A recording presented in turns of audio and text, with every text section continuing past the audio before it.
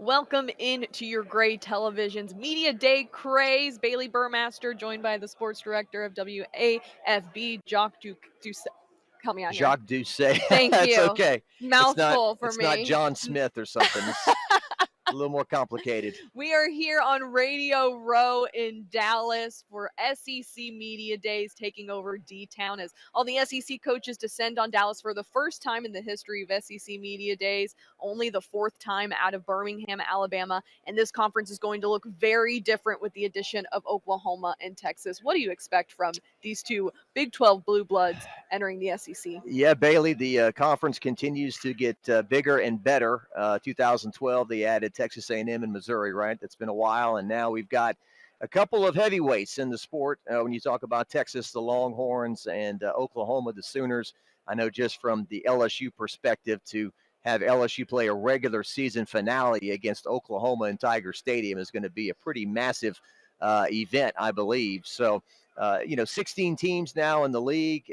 How many more will they add? When I was growing up as a kid, there was always, well, Clemson and Florida State, they would fit perfectly, and that hasn't happened. But every year when we come to this event, it seems like that there's, if not an earthquake, the tremors from the previous earthquake across the changes in college football. And for many years, a lot of things just didn't change in college football. Now they've changed very quickly in a short period of time. No, that's absolutely right. And, no 16 teams, no more divisions makes for a lot of interesting storylines, of course, this season. We have to, some of those you have to talk about Nick Saban. You cannot talk about SEC Media Days without Nick Saban, who has traded in his whistle for a mic this year.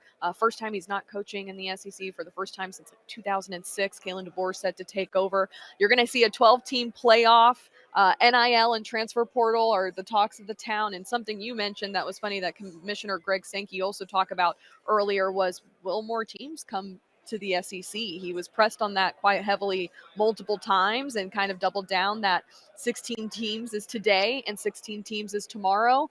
How that remains to be true if the college football landscape continues to move as much as it has, it kind of remains to be seen. But, I think the SEC is something he might be right, is one conference that just remains season after season with its strength of teams. Yeah, Bailey, I think you're just going to see a bigger separation between your haves and your have-nots. I heard somebody reference, can you remember back the start of 2007 when Appalachian State beat Michigan to start the season?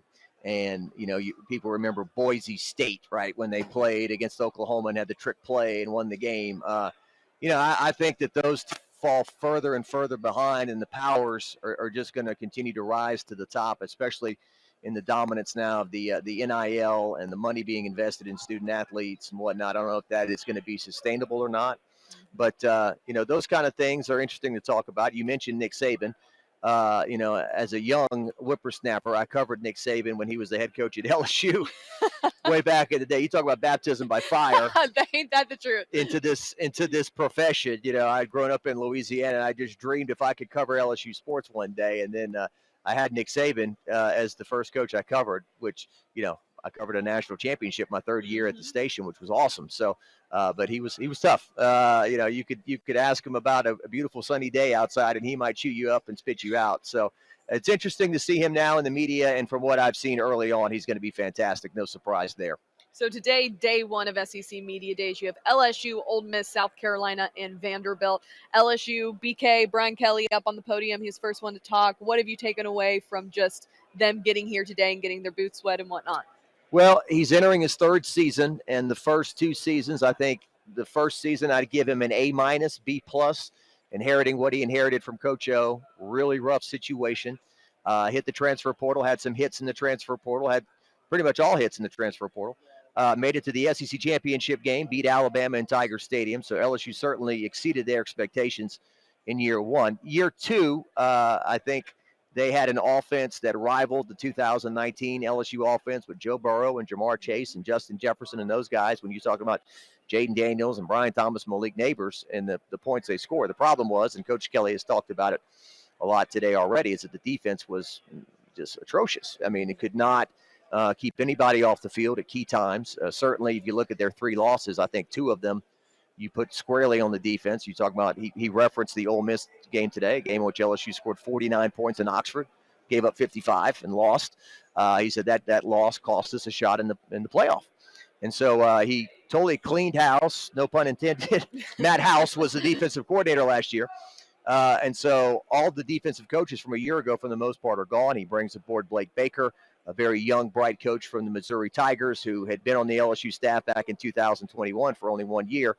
Coach O went off the rails and had to be let go, and then Blake Baker went to Missouri. You got Bo Davis, new defensive line coach from Texas. Corey Raymond comes back. Corey Raymond had been on the staff a long time as a defensive backs coach, and now was not retained by Brian Kelly in 2021. So that's interesting. Two guys you kind of let go, and I want you back. Come back. So bring them back. So I think the big thing, Bailey, is they're talking about, I think he himself, when he took the job, said, look at year 3. See where we're at in year 3. Mm-hmm. And the offensive line, I think, is the strength of the team. He's got some big, strong men there who have been there for 3 years.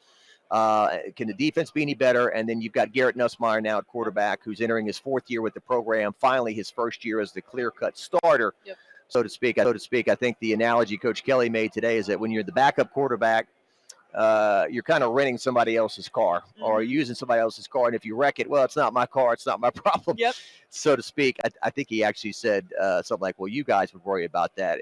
And we all started laughing. Guy who makes $10 million a year, probably not worried too much about wrecking his rental car. Yeah. The two of us, if we rented one, we would no longer have jobs. There'd be a problem.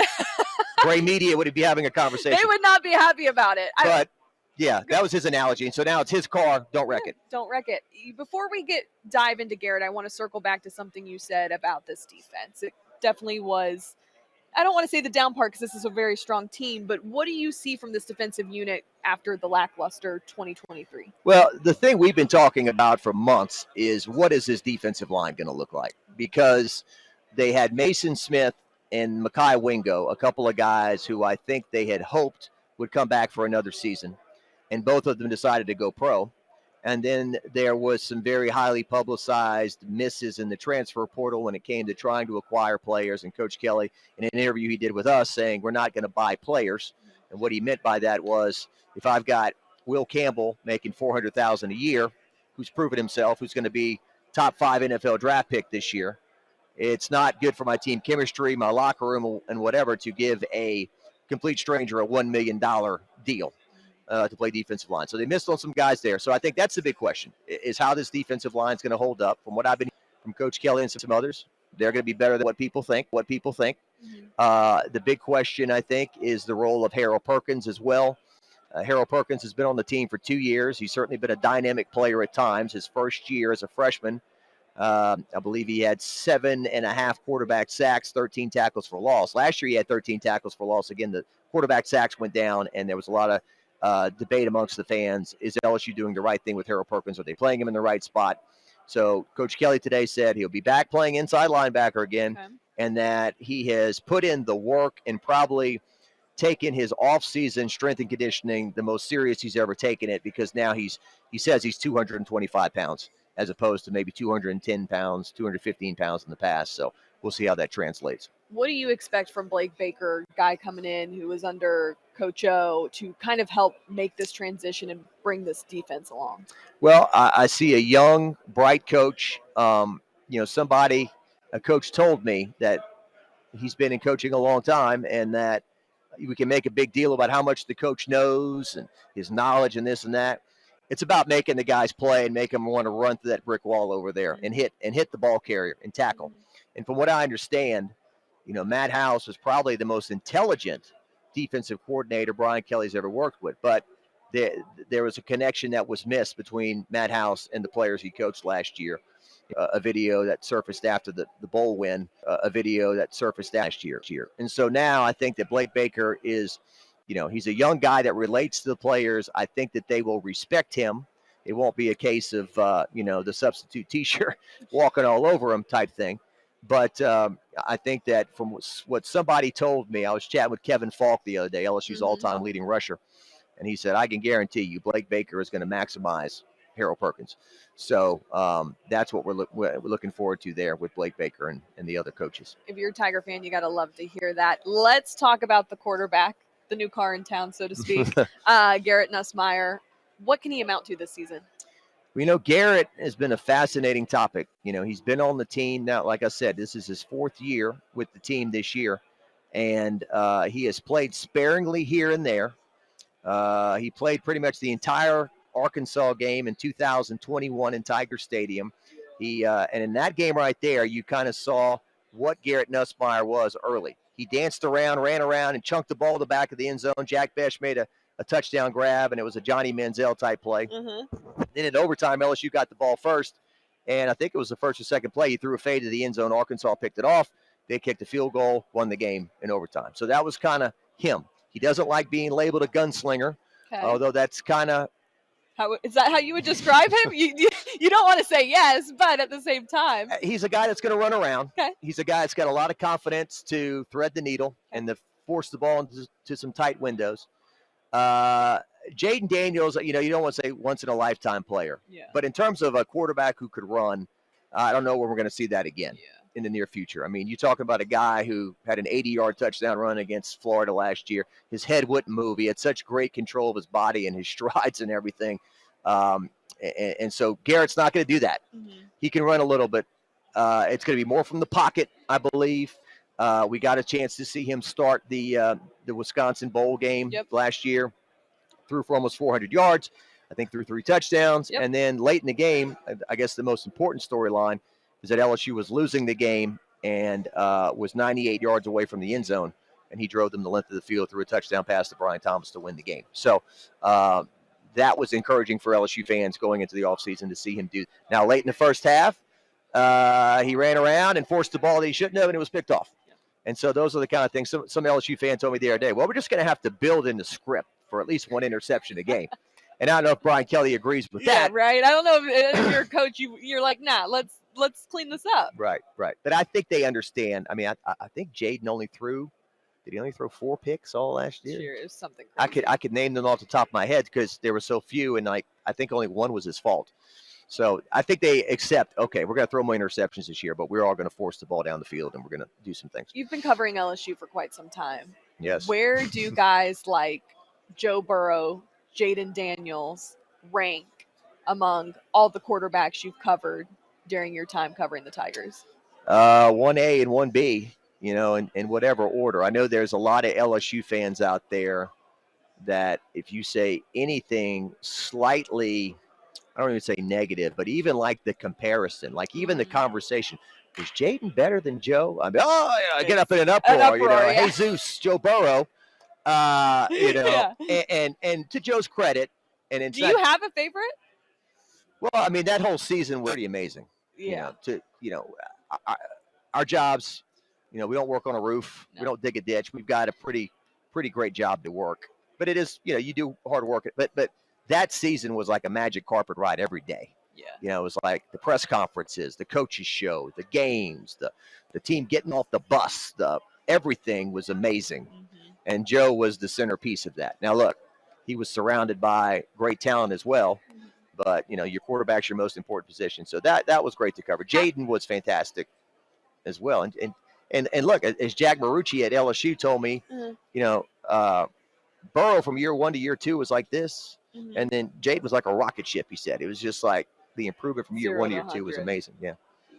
Was Joe Burrow as great with media as he seems to be now in Cincinnati? Yeah, he was not a hot take guy. He was not I'm going to say something to go viral. That wasn't him. I think he was pretty restrained. His dad was a coach, and he came from 2 other brothers. He's got 2 other brothers, and so I think they all kind of kept him in check for the most part.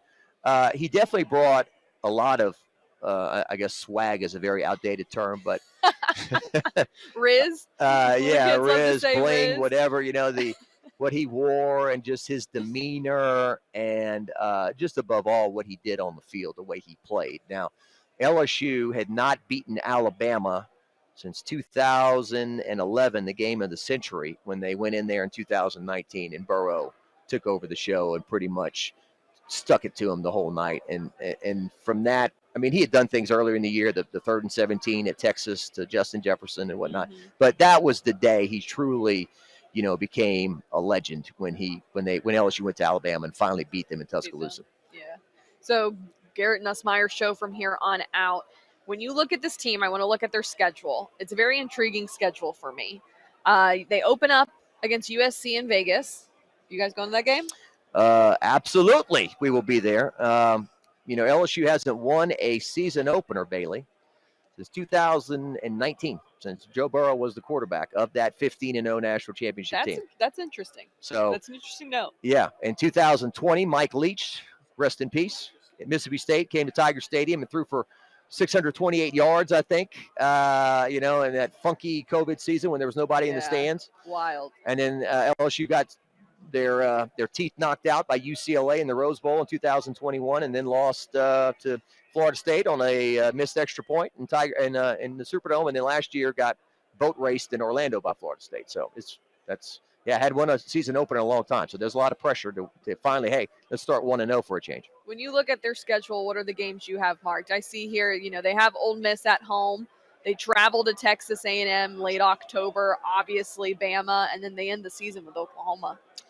Yeah, certainly the season opener. You're playing in Las Vegas. Mm-hmm. I mean, just all these crazy Cajuns alone going to Las Vegas. That's a recipe for disaster. We know yes, that. Yes.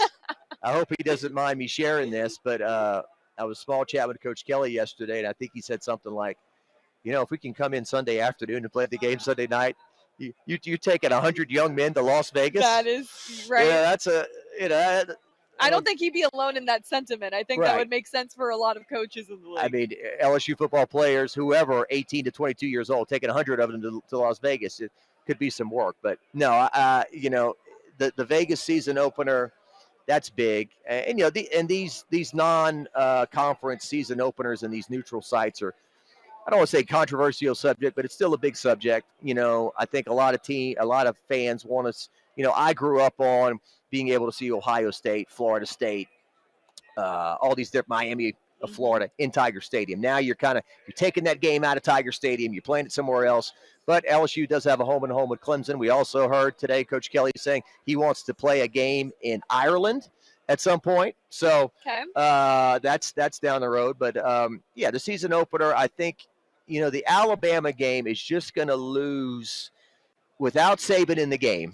It's just going to lose a lot of that punch, because even the kids in the LSU student section who weren't even born when he was coaching at LSU, they were chanting some things at Nick Saban because he coached at LSU and, went to Alabama, the arch rival, and all that. So, but that'll lose its luster a little bit. Ole Miss coming to Tiger Stadium will be a big deal. Yep. Lane Kiffin has beaten LSU both times they played in Oxford. He's lost both times they played in Death Valley. So we'll see what happens there, because Ole Miss, I think this is their year. They're thinking this is their year. Well, that's what I wanted to get at is, do they have the ability to clinch the SEC? And if the answer is no, they got to be one of the 12 teams in the playoffs. You speak about Ole Miss. Yeah. I mean, from what I've heard and what they've invested in NIL and having Jackson Dart back and this roster, and Lane Kiffin got 65 transfer portal players in the last 3 years. Yeah, maybe they deem him the portal king. And it's funny when you hear Lane talk about it. I mean, he's just going by the rules of engagement to build his roster, but he doesn't like this either. He doesn't think, and I don't know how you feel, but turning over your roster 50, 60 players every year is not good for the sport, is what he feels. No, so I played soccer at Oklahoma State, and I've been on panels before NIL was officially through, talking about my perspective. And I think it's great that athletes get what they deserve in their name, image, and likeness. But I think my concern is what you're seeing now is there's no regulations on anything. And it breeds an unfair playing ground, especially when you leave things up to state regulation at the same time. Yeah. So right. it gets sticky. And I think, don't want to say it, but you got to believe transfer portal and NIL became a big deal of why Nick Saban decided, hey, now it's time to walk away. And I think there's a lot of coaches that don't necessarily want to be college coaches in the sense, because you got to shake hands and kiss babies and do the recruiting. And now it's a whole nother level. Yeah. Joe Brady, for example, who came to LSU as the offensive whiz kid in 2019. He is exactly what you're talking about. I think Joe Brady and people like that, they have no interest in hopping on planes and flying across the country and trying to talk guys out of leaving the team who are already on your team, re-recruiting your roster, and then, having to go recruit kids and the transfer portal and deal with handlers and all that. They just want to go to a building and coach football. Yep. And that's what the pro game is. Go to your building, coach football, coach on Sundays, Mondays, whatever. You're seeing a lot more of these college coaches say, you know what, I've had enough. And Nick Saban in particular, and it's the old Bill Parcells line, if you want me to cook the dinner, then I need to shop for the ingredients. Yep. I need to do the grocery shopping. And when you kind of lose your control to do that to an extent, I don't blame him getting out when he did, because that team last year really overachieved, and they were that close to being in the national championship game. Ain't that the truth? And it brings me back to, I covered Texas Tech for a few years when Cliff Kingsbury and Patrick Mahomes were there, and that was always the thing with Cliff. He was a player's coach. He loved being around the guys. He cared about football. He wanted it to be nothing about just about football and the guys. But at the end of the day, he didn't care to be on the road and do the recruiting and be in those aspects. And that's ultimately why he ended up switching gears and at that point going to the NFL, but then kind of reverting back to an OC role within the college game. Did you cover that Texas Bowl against LSU in 2015? No, I started the year after that. The year after, okay. Because Mahomes was in that game. And what did you see from Mahomes? I was about to say.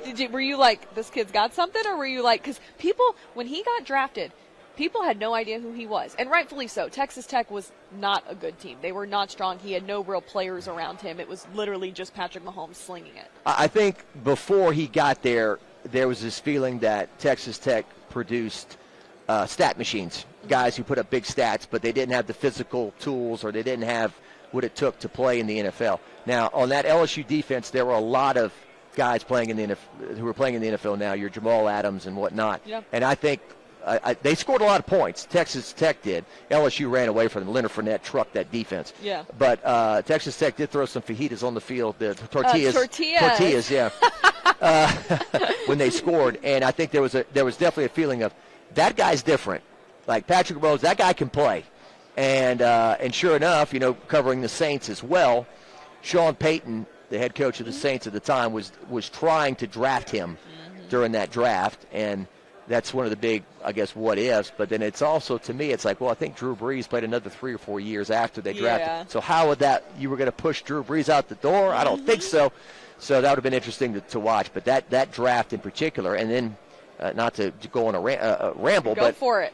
It put pressure on Leonard Fournette in Jacksonville, because the Jaguars took him before Mahomes, and I think Deshaun Watson also was in that draft. And so it's like, Leonard's had a pretty solid NFL career, but still it was like, well, we should have drafted Mahomes instead, or somebody different. The things he could do on the football field in college that people weren't seeing was truly remarkable, and I will never forget covering, I believe it was the 2016 shootout game between Tech and Oklahoma. Yeah. Baker Mayfield, the quarterback of the other team, and each team was putting up 50-something points. Yeah. I shot that game, and I remember going, I think I got 8 miles in that one. You were looking at your steps that night, yeah. I was like, they're making me work steps for it tonight. No, it was insane. And so, but it was funny because everyone was like, now Patrick Mahomes is a household name. Yeah. At the time, it was kind of like, if you watch the Big 12, which most people watch the SEC, let's be fair, Mahomes wasn't on the map. Well, and it's also, the Big 12 was labeled as a league that did not play defense. Correct. It was soft. The SEC was always kind of labeled, more physical intensity. Yeah. You guys are playing flag football out that Big 12. You don't tackle and this and that. So, certainly. Let's see, how many? Has he won 3 Super Bowls? 3 Super Bowls. And he played in another, Yeah. or lost to Tom Brady, right? Bucks. So, yeah. So how old is he? He is 20. He's still in his 20s. 27. And they just announced a 3rd baby, too. Wow. Well, he's got it all going on. Three kids and 3 rings, huh? tough life, isn't it? And now with, I'm not just saying to say this to make myself feel better, but people, as they get older, it's different than it used to be. And how long he could play to, early 40s or something like I mean, that. Aaron Rodgers is still kicking, and he's coming back from a torn Achilles. Yeah, I mean, how many Super Bowls can this guy win before Kirk it's all said and Cousins done? is getting up there too. Yeah. So I don't know. Age might just be a number a little bit. I mean, Tom Brady still looks like he could get back out there if he really wanted to. Yeah, I mean, he could be, the new Dos Equis guy, most interesting guy in the world, right? He can just do whatever he wants to do. Hey, I'm going to play football this week. Okay. Yeah. Tom Brady signed with, whoever. You can start one game, get him in the playoffs or whatever. But, I was a little, I don't know if I was surprised that he stayed retired. I thought he could still do it. I mean, it wasn't like physically he couldn't throw the ball anymore. Yeah. Like Drew Brees, his arm was shot and he couldn't throw anymore. But so. Well, to wrap up here, give us your prediction for what happens with LSU this year. Oh, man, predictions.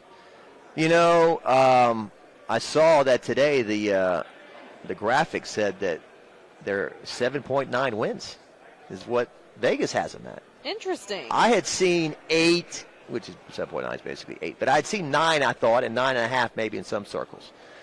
I think if they don't make the playoff, it's going to be disappointing, the 12-team playoff. Yeah. I think that is the goal. That is the reasonable goal, to make the 12-team playoff this year. I think that they need to go 10-2 in the regular season to ensure that they do that. And I'm just my gut is kind of leaning away from them doing that. I think that they are going to fall more in the realm of 9-3, 8-4, if you ask me today. Now, Channel 9 doesn't ask me to do predictions, and so I always joke about, the weather guys at our station, they've got the worst gig in the world. See, I tell people to score after the game. You don't have to tell them to score before the game. The weather guys tell you it's going to rain tomorrow or not. They're right 95% of the time. You miss it once, and people want to hit hear pitchforks and stuff. So anyway, I think that they're about a 9-win team. Hopefully around that point. So that's what I'm kind of thinking today. I just don't know about this defensive line, and I think the offense will be still very good. But my question, Bailey, is that how much did Jaden Daniels mask? How much did one individual kind of spray some perfume in the corner, to cover up some stuff that smelled a little bit, so. Do you think that answer is he masked it a little bit? I mean, if you look at that defense, I mean, he won the Heisman last year, so I think he got his credit. But if you look at that team last year, I mean, how many games did Jaden Daniels have to keep the offense scoring and scoring and scoring and scoring to win? I mean, certainly the Florida game at home, certainly the Arkansas game at home, the Texas A&M game at home. I mean, without Jaden Daniels, that team last year could have losing record maybe. Yeah. It could have been a 5-7, 4-18. Could have been very, very different. All right, we're going to take a short break here on your Media Day Craze stream. Jock, thanks for joining us. Thank you for having me. I had a good time. LSU. Yeah. Look forward to the week and chatting some football with everyone. Yes. We'll be right back.